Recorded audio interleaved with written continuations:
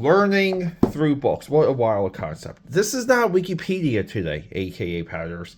I want to bring to you two Captain America books that help mold my view of the character and his publishing history. It's today, it's Saturday, and sometimes we do non comic book things. I get it, these are comic book books, but they're not comic books.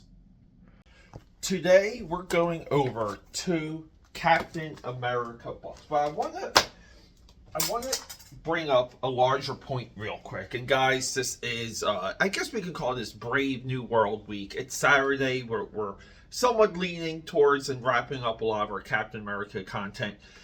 When we hit that drawing table, I will preview what we have coming later this week. We have a Captain America volume that I'm immensely enjoying now. So we'll talk about that. But real quick, so you guys know the channel. You know the channel for doing deep dives, being as clear as possible when we talk about comic book history and the repercussions of things, and getting into the veins and the crevices of the industry, and a lot of times asking questions that comic book journalists never have done. Within my life, I'm surrounded by what I consider brilliant lawyers, brilliant IT individuals, brilliant executives, and brilliant doctors. I myself have no college education. I did get through high school, didn't do too bad. But post high school, dedicated my entire life to comic books and art and learning how to draw. Did that for a little bit, but broke away and went into corporate America. Wormed my way in, as I like to say. But once I got in, I was called in. The point I'm getting at is a lot of my contemporaries, and I call them brilliant because I view them as so much smarter than myself. What I see often is how quickly they can gather, understand, and know a subject through. It's so quick. The learning is hyper, and you kind of get this through training. Like that's why you do the paper chase if you go through law school. If you know anyone that's been through medical school, there's a reason why these individuals, they're in the top top 3% of educated people worldwide. So a lot of this, I see this, I'm around it. I get envious of it. I truly do. And I have to implement it for this channel. So a lot of times, if I decide to go into almost like a month-long, regurgitation of everything Captain America, a subject, by the way, that doesn't really track, but that's a different point. I have to learn quickly, and it's not just the internet. A lot of my pushback against other YouTubers is they're, in my view, they're wiki warriors, and everything you see on screen is illegally downloaded content. Two bad things right there. We show off the books because we put in the work, and that's what today's video is. I just want to show you guys two books that really opened my eyes on exactly what type of character and what type of publishing history Captain America is. Now, I will say this. I read a good amount of Cap going into this month. My comic book collection 1.0 had a awesome 80s and 90s run of Captain America. A lot of my contentions are true, but these books, they hit they hit home. It's somewhat validation for where I was to begin with, but there is nuance to a lot of it. And these two books are cheap. They're available right now on Amazon, on eBay. You can get them for next to nothing, and in my view, they're worth. They're textbooks. They're worth a lot of money. But that's not the world we live in. If they go out of print and become obscure and never go back in print, maybe they will shoot up in value someday. But we don't care about the value of anything. We care about the words and what the words say. So guys, Captain America, let's hit that drawing table. It's Happy Saturday. Eagles got the W, by the way. If you haven't been able to tell by my recent run of gear, let's go. So before we get started, let me ask you guys a question. Are you into straws? So this is I can't show you because I have it filled, but this is my Brave New World cup. I got this just the other day. $20 too. But it came with this really nice plastic straw. And it's been so long since I've regularly drank from a straw. I'm actually digging it. But yeah, but this is it's a nice cup. It's this hard rubber. This is what they do keychains and the bag tags out of. And I like it that it's a little bit grippy. It has a little bit of a grip to it. That might be my new gym cup. But cheers. It is morning, so we're doing coffee. Captain America, The Ultimate Guide, new edition, forward by Stan Lee. Here's the... This is wild. Captain America, first 80 years. Comics, creators, culture. Here's the wild thing. This is the one I've been reading a lot of. There's no author. There's no indication of how this was put together. And even with this one. See, this one has a writing crew. Right? We know, we can Google these people. We know who these people are. But this one, you want to say, is it is it written by AI type thing? I know it came out a little bit ago. So I think there's another edition, might be Captain America 70 years or 75 years. Both of these are cheap. They're affordable. They're out there. I think the DK series, all of you might be a little bit more familiar with. A lot of these I know pop up on those new book clearance racks at Barnes & Noble and Borders and so on and so forth. I think Ollie's probably would have a bunch of these ready to go. These replace the Marvel Universe Handbook or the DC's Who's Who. And the reason for that, and I really didn't understand it until now, just for example, the DK series, the way how this gets into the entire path of the character, starting, this is what you want to see early on, but we get into the early publications, but then we move into the post, but see, we say we have a category, Cap's World, so we go into the earliest of the days. They marked some key issues. But then we have Cap's World, and we do somewhat of a path of the character, right? The Shield, Cap's World, expanding the legacy. It does it in somewhat of an organized way. If we were to do this, let's just say for the Marvel Universe, we would have to do sequential volumes.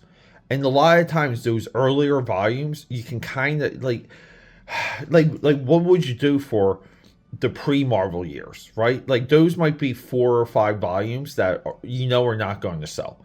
And then once you hit Marvel in the 60s and you can put Spider-Man and Amazing 15 and Fantastic Four on the cover, then you have a fighting chance to sell.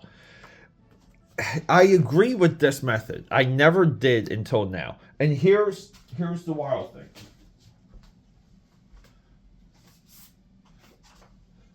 Speaking of these books always showing up on clearance, I have this Black Panther DK Ultimate Guide. You guys can see I never broke this. And I got this for a Black Panther run that we were doing, similar to what you guys saw from Captain America. I got this at Five Below. It never really got dirty with it, and I think I have to now. Look at this timeline. It does the whole timeline. Look, and it keeps going. And we have, look, key enemies, key storylines, right here. See, key story. I mean, it's cool stuff. I never thought about how this is organized. To me, these were just big comic book pictures for non-comic book people. I was a little bit high horse about it, and I regret. I take that back. But look, here we have the origin of Captain America, Cap's world, friends and family, Cap's allies, Winter Soldier, Bucky, Sharon Carter. But we kind of trickle down the list here, right? You kind of want to say Anthony Mackie should have should have had some of these at his bedside so he can answer interview questions. Cap's support network. We have Hydra here. Cap's enemies. I hate to say this is depressing. Cap never had a strong rogues gallery, but we even see within the movies, let's just say, right, we have Armin Zola. We have Baron Strucker, Baron Zemo. So that's 3 here. We have Batroc. That's 4 on this page alone. Then we have Flag Smasher. Then we have MODOK. Then we have Red Skull. Then we have Crossbones. So 4 on this page, 4 on this one. It doesn't leave a lot. It doesn't leave a lot left over. That's why they got the Red Hulk in there. Captain America's loves. Here we go. Timeline. Like, look at the timeline, though. Look, this is him as Nomad. We talk about this a lot. The Baron Blood stuff and the hate monger stuff. This is a little bit what we were saying in the intro. Like, this is almost like my, like maybe like from here, from here on is my sweet spot. But we get into the modern day, and then we go like, like decade by decade. So all of that was the intro to get into the years. Isn't that cool? Like, let's just go back. Like, this is a good amount of stuff to have to know before we get into what the years are. And dare I say, I like how these are presented. I think these are well designed. And they hold a lot of info. And I just, even here, like with the Red Skull, like the transition, Red Skull. And for the podcast, remember, we did a amazing Spider-Man and His Amazing Friends episode. Or it was Spider-Man cartoon. Where Red Skull's trying to steal the mind of Captain America. And basically that cartoon storyline from the 70s wrapped up here, where Red Skull was able to get, he became Onslaught because his mind swap stuff finally worked, finally kicked in. Peggy Carter, the riddle of the Red Skull. I mean, it really goes into the nitty gritty, the 50s. 50s, I will tell you right now, is my biggest blind spot when it comes to Captain America. Jack Monroe. So this is Nomad number 2. Nomad number 1 was Steve Rogers. In the 90s, this became a big character. So we're rocking and rolling in the 60s, where Captain America is fully political. When he comes into the 60s, storyline wise and everything, he's political up until that 80s run, and they kind of run out of juice by the 90s.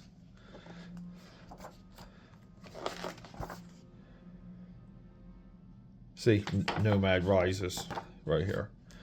So this complements the next book really well, and I will showcase that. Baron Zemo, look, with the formation of the Thunderbolts. Again, too, like the absolute height of the character was in the 90s. Got some Jack Kirby, always gotta say. Gene Colan here, though, by the way, guys. Secret Origin. So the Secret Origin, so this was a huge, and they referenced this a lot. So they kind of had a replacement Cap while Cap disappeared, and those individuals involved with the true replacement Cap, who had the serum, Marvel backtracked the serum. Like they did. I know a lot of comic book people are hardcore on one person has the serum, right? But that didn't fly. Marvel even betrayed itself with that editorial mandate. The other Caps and even other Buckies resurface and they resurface later. They kind of come back throughout the 80s. New Cap, new era. And this is really, like, this is one, like, this is kind of, it's like we kind of have, like, John Byrne, Captain America, and then we kind of go into the Michael Zeck stuff.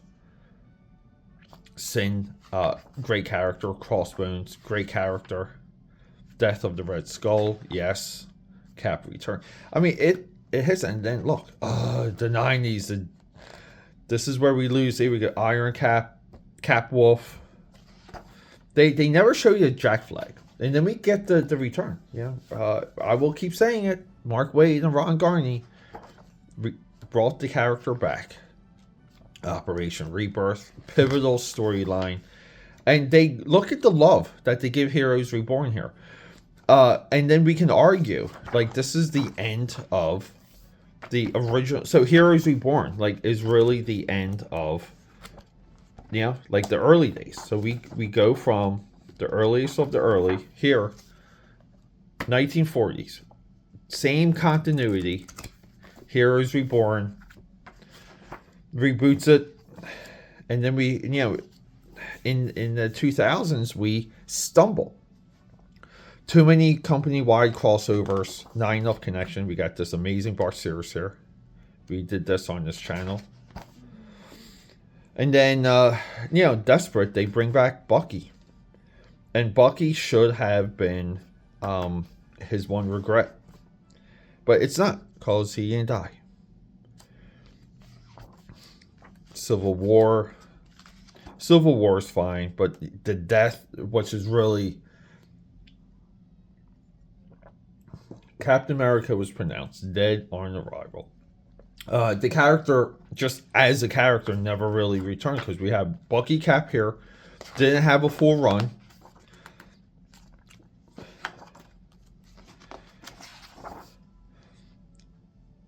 Around here, Fear itself, right? That's the end of Bucky Cap, where Bucky gets his arm torn off.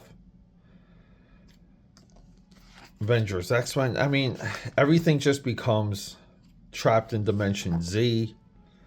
Ian Rogers, and then look, see, like we're never in the run of Steve Rogers coming back, and this book illustrates that. The return of Cap Wolf. I mean, maybe we'll highlight that. We got maybe do that. Same's allies, which is nice. I like always seeing Rage coming into the picture. Then it's Secret Empire. Man, like they really do. I mean, like what's worse? Secret Empire or the assassination of Captain America? What's worse? And if anyone out there doesn't know about Secret Empire, this is where they reveal Captain America is an agent of Hydra. Literally. And I don't think they ever return that back, right? And then we get this like stupid Phoenix Force stuff. Like, come on. See, this is the Marvel where everything is everything. The Phoenix is meaningless, being Captain America is meaningless. So this one, I read this one as this one was coming in the mail. Like one came earlier, one came later. So, and just off the bat, look, 40s, 50s, 60s, 70s, 80s, 90s, 2000s, 2010. So it does the same. Now, the design work, this is more long form article. This is more this is almost like an infographic. It's an infographic book. I view this as a long form article. There's information about the creators who was working on the books at the time. This is well researched, well presented. Look, we even have some like original pencils here. And we get a little bit more of the earlier days too, which is nice. Seduction of the innocent, people like people just overblow that. But see, then we get the 50s. I mean, look, 53, 57, we have Atlas. Atlas becomes Marvel. 60s, we have some Steranko stuff happening here.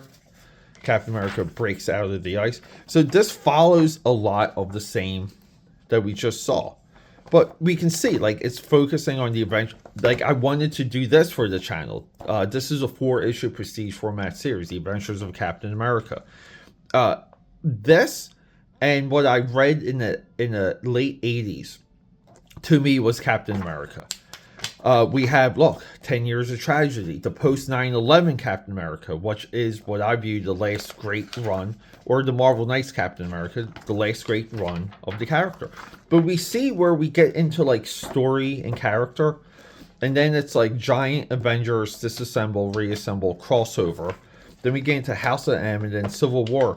And you can kind of see, and with all of this, you have to extrapolate that years and years are going by, right?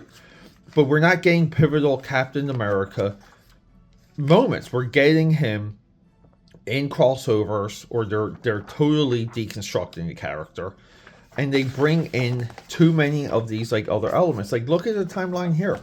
It's all right. This is a story about a fake Captain America. This is a story that's more 9/11 commentary. This is an alternate Captain America, right? Like, well, 9/11 commentaries here, but that series kind of goes into that. So, but we have, like, Fallen Sun, and we have, look, now it's Avengers Disassemble.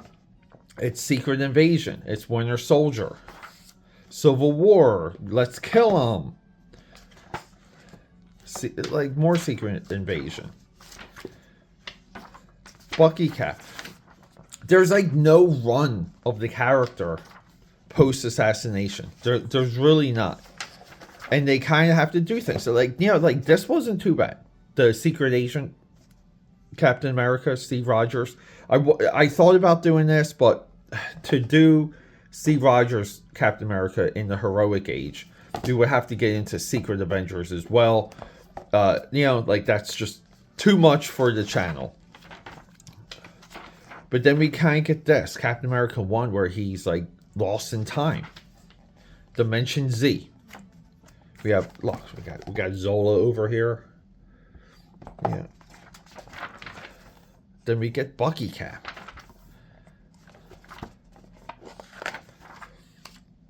Then we get the Hail. See, like, we go from Bucky Cap to Hail Hydra. Then we get Secret Empire. I mean, it's just non-cap after non-cap. No cap. It's just like, it's really just looking at this way with all of you. It is a little bit depressing. The character really doesn't come into anything on his own in the 2000s. But then look at the fight to keep him relevant in right here, like the 90s. You know, Anniversary, Infinity War. I mean, I don't know why they put Marvels here. I get it. They brought back Tales of Suspense. But it's really like March 91, and then we have March 97, where they are fighting to, like, you know, like, he breaks his body, breaks his back, and he needs a suit of armor to keep him going. And then we get into the Ron Garney era, and while this is being done, like, so they start negotiating Heroes Reborn, like, you know, like, down the road. They're, like, negotiating Heroes Reborn maybe, like, in 94. It took them forever to pull the trigger on it. But then Heroes Reborn happens, and Heroes Return happens. But then they bring him back with his own series, and then another book called Sentinel of Liberty. And this is all, like, true Captain America stories. But then once we hit the 2000s, it's like, we get the 9/11s. I mean, that's what I mean about, like, it solidified that observation of mine. And we have Dave Hoover here. Guys, know that name. Ron Lim, you know, we are doing Ron Lim a lot this year. We already have. He draws a incredible. Not only does he draw a good Cap, he draws a good Marvel Universe. And this was the story. Do we have, like, a bigger cover of it? I'll show you guys. So I came in. This is when, like, I remember this. This is when I came in to read Captain America, October 1989, with the Bloodstone. This was an in-issue storyline or miniseries, 4 of 6. The Bloodstone was legit. But then, like, what you would do is you would read this and you would go to the comic shop and then you would start buying all of these. Yeah, you didn't even buy. You didn't even care about Civil War. Like you reverse engineered when when something struck you. You went backwards.